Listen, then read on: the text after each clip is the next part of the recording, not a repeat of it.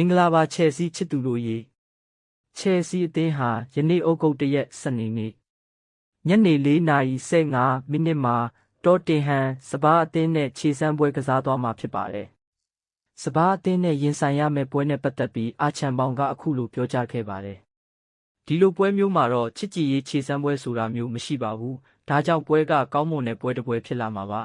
။နီးပြအလွန်ဆိုနဲ့ပတ်သက်၍အာချန်ပေါင်က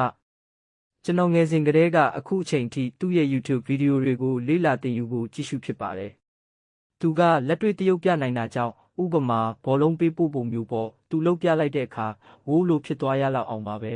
။ဒါကြောင့်အဲ့ဒီလိုအစအောင်မြင်တဲ့အခြေအနေမျိုးမှာရှိနေတယ်ဆိုတာဘယ်လိုမျိုးလဲဆိုတာကိုကိုယ်တိုင်မျက်ဝါးထင်ထင်မြင်တွေ့ခွင့်ရတာကတကယ်ကိုကောင်းမွန်တဲ့အရာတစ်ခုပါပဲ။ချယ်ဆီတောင်ပန်ကစားသမားမူဒရစ်ကိုတားမြစ်စေးသုံးဆွဲမှုနဲ့၄နှစ်ပွဲပဲပြစ်ဒဏ်ချမှတ်ခဲ့ရာ